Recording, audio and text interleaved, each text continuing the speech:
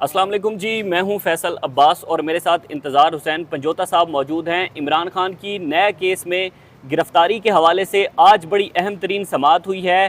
Chief justice Aamir Farooq साहब पर बाकायदा तौर पर आज तहरीक इंसाफ की जानिब से अदम एतमाद का इजहार किया गया है। इंतज़ार हुसैन पंजोता साहब, सबसे पहले तो ये बताएँ क्या डेवलपमेंट हुई है आज? देखिए जी, सबसे पहले तो आज खान साहब ने जो साइन किया था रेफरेंस आमिर फ़ारूक साहब के ख़िलाफ़, वो हम समझते हैं, खान साहब समझते हैं कि इन्होंने अपने जो जजेस का कोड ऑफ कंडक्ट होता है उसकी वायलेशन की है। जिस तरह से पिछले 9 मई से और 9 मई से भी पीछे आप चले जाएँ, 25 मई 2022 से जो मुकदमात का एक सिलसिला शुरू हुआ और इस्लामाबाद में फिर जिस तरह से इस तमाम मैकेनिज़्म को खान साहब के ख़िलाफ़ इस्तेमाल किया गया, उसमें हम समझते हैं कि इनका ये इनको इंडिपेंडेंट माइंड इस्तेमाल नहीं किया गया जज साहब की तरफ से और उन्होंने जजेस कोड ऑफ कंडक्ट की वायलेशन की है। अच्छा। इसलिए रेफरेंस फ़ाइल कर दिया गया है आज खान साहब की तरफ से। अच्छा। उस रेफरेंस की बुनियाद पे हमने उनसे रिक्वेस्ट की है कि चूँकि एक सीरियस एलिगेशंस हमने आपके ख़िलाफ़ लगा दिए हैं, कंप्लेंट हमने दायर कर दी है, तो उस कंप्लेंट की वजह से अब आप काइंडली इस जो खान साहब के केसेस हैं, पीटीआई के केसेस हैं या सुन्नी इत्तेहाद कौंसिल जो हमारे इत्तेहादी हैं, उनके केसेस से आप अलग हों। तो इस पे उन्होंने आज तो इनकार किया है, लेकिन ये मामला भी सब जुडिस है और नेक्स्ट डेट के ऊपर उन्होंने हमें कुछ कहा है कि ये केसेस आप देख के आएँ। हम सारी तैयारी के साथ पूरी लीगल टीम, खान साहब की हिदायत है कि पूरी लीगल टीम इसमें पेश हो और पूरी लीगल टीम में तमाम सीनियर वकला जो हैं वो आएंगे और वो पेश होंगे आमिर फ़ारूक साहब के सामने जी, वो बड़ा सामने सख्ती पेश से होंगे। उन्होंने वैसे इनकार किया इस हवाले से। देखें जी, बात बड़ी सिंपल सी है। हमने पिछले 2 साल से सारी दुनिया देख रही है और जिस तरह से लोगों का दबाव है कि आप उन पे ये एतराज़ उठाएं, हमने नहीं उठाया। हमने एतमाद का इजहार किया है मल्टीपल टाइम्स। आपने ये देखा कि हाई कोर्ट के जजेस ने जिस तरह से लेटर लिखा और उन्होंने वाज़ेह तौर पे बताया कि वो जो हैं उन्हें उन्हें जो थ्रेट्स थी उन थ्रेट्स के ऊपर भी खामोशी अख्तियार की गई चीफ जस्टिस की जानिब से। तो ये तमाम चीज़ें ऐसी हैं कि सिर्फ हम नहीं हैं, और भी बहुत से लोग हैं जो ये बातें कर रहे हैं, सिर्फ इमरान खान अकेले नहीं हैं। तो अभी मामला सब जुडिस है और इंशाल्लाह हम इसको परसू करेंगे। रेफरेंस फाइल हो चुका है जो इमरान ये खान की तरफ रेफरेंस से फ़ाइल हो चुका है आमिर फ़ारूक साहब के ख़िलाफ़। खान साहब की तरफ से रेफरेंस फ़ाइल हो चुका सुप्रीम है। जुडिशल काउंसिल को जी जी पहुंच जी गया है, जी, हमने इधर उसको उनको भेज दिया है। भेज दिया है। अच्छा, मुझे ये बताएं कि वैसे टाइमिंग अगर इससे पहले आ जाते, क्योंकि इससे पहले हम देख चुके हैं कि साइफर केस में बरियत भी हो चुकी है, आमिर फ़ारूक साहब उसमें थे। उसके बाद 190 मिलियन पाउंड केस में ज़मानत भी हो चुकी है, आमिर फ़ारूक साहब उसमें थे। तो रेफरेंस की टाइमिंग मेरे ख्याल में कोई थोड़ी ठीक नहीं है, आप क्या कहते हैं? देखिए जी, टाइमिंग की बात नहीं है। बात यह है कि जब जब हम तमाम मुकदमात को ख़त्म करके खान साहब की रिहाई की तरफ मामला लेके आते हैं, और अभी आप देखें कि खान साहब जो हैं वो बिल्कुल आखिरी मुकदमा भी उनका ख़त्म हो गया, इद्दत का केस। तो इसी केस को जो आज फ़िक्स था समाअत के लिए, इस केस को 5 दफ़ा फ़िक्स करके इसको कैंसिल किया गया। अगर ये वक्त पे सुन लिया जाता और बगैर किसी वजह के जो है इसको कैंसिल किया गया, अगर इसको वक्त पे सुन लिया जाता तो आज खान साहब इस मुकदमे में गिरफ़्तार ना होते। तो हमें तब रिलीफ़ दिया जाता है जब हमें और मुकदमा में गिरफ़्तार कर लिया गया होता है।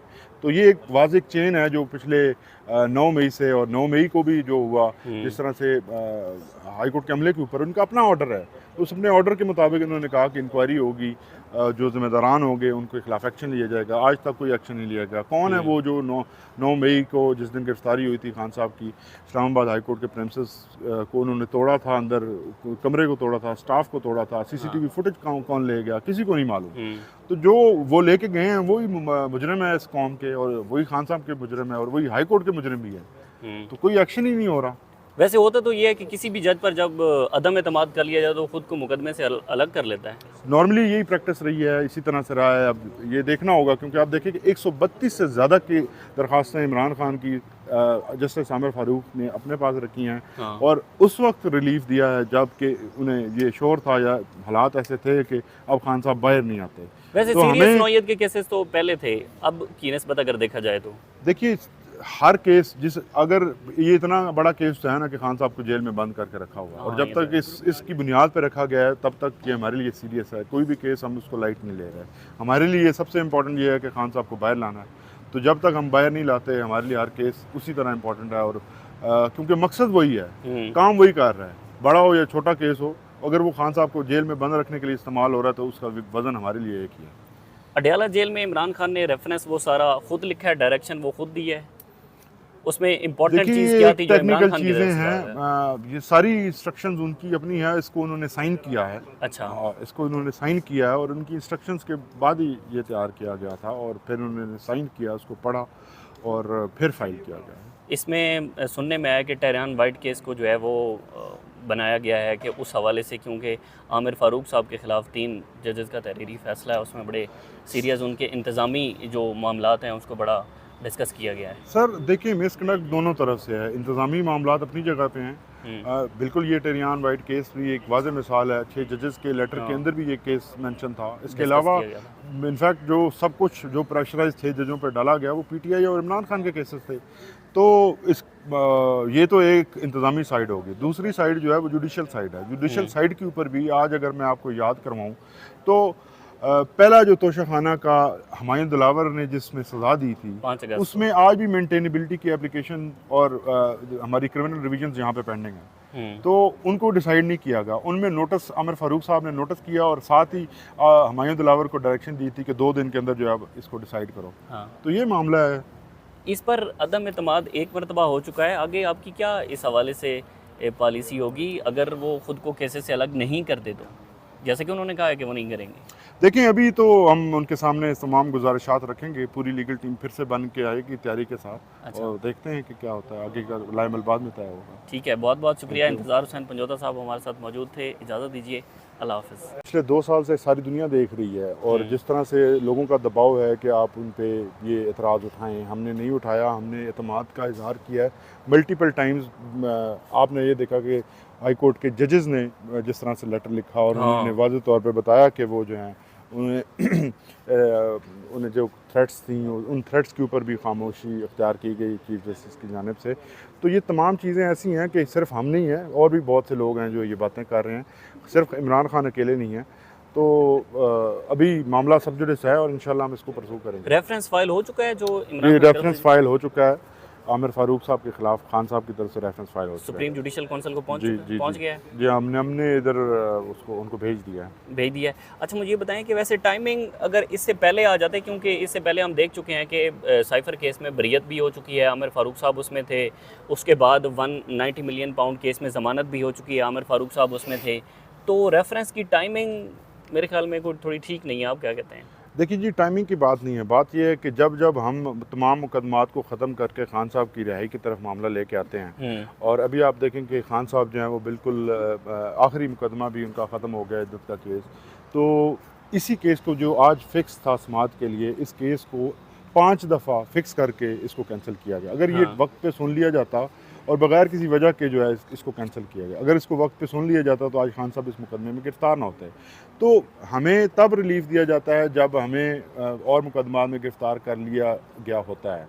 तो ये एक वाज़िह चेन है जो पिछले 9 मई से, और 9 मई को भी जो हुआ, जिस तरह से हाई कोर्ट के अमले के ऊपर उनका अपना ऑर्डर है, तो उस अपने ऑर्डर के मुताबिक उन्होंने कहा कि इंक्वायरी होगी, जो ज़िम्मेदारान होंगे उनके खिलाफ एक्शन लिया जाएगा। आज तक कोई एक्शन नहीं लिया गया। कौन है वो जो 9 मई को जिस दिन गिरफ्तारी हुई थी खान साहब की, इस्लामाबाद हाई कोर्ट के प्रेमिसेस को उन्होंने तोड़ा था, अंदर कमरे को तोड़ा था, स्टाफ को तोड़ा था, CCTV फुटेज कौन ले गया किसी को नहीं मालूम। तो जो वो लेके गए हैं वही मुजरिम है इस कौम के, और वही खान साहब के मुजरिम है, और वही हाई कोर्ट के मुजरिम भी है। तो कोई एक्शन ही नहीं हो रहा। वैसे होता तो ये है कि किसी भी जज पर जब अदम एतमाद कर लिया जाए तो खुद को मुकदमे से अलग कर लेता है। नॉर्मली यही प्रैक्टिस रही है, इसी तरह से रहा है। अब ये देखना होगा, क्योंकि आप देखें कि 132 से ज़्यादा की दरख्वास्तें इमरान खान की जस्टिस आमिर फ़ारूक ने अपने पास रखी हैं।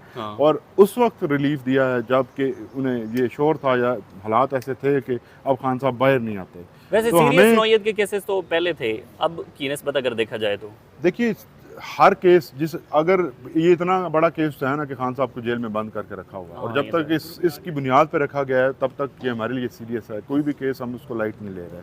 हमारे लिए सबसे इम्पोर्टेंट ये है कि खान साहब को बाहर लाना है। तो जब तक हम बाहर नहीं लाते, हमारे लिए हर केस उसी तरह इम्पोर्टेंट है। और क्योंकि मकसद वही है, काम वही कर रहा है, बड़ा हो या छोटा केस हो, अगर वो खान साहब को जेल में बंद रखने के लिए इस्तेमाल हो रहा है तो उसका वजन हमारे लिए एक ही है। अडयाला जेल में इमरान खान ने रेफरेंस वो सारा खुद लिखा है, डायरेक्शन वो खुद दी है।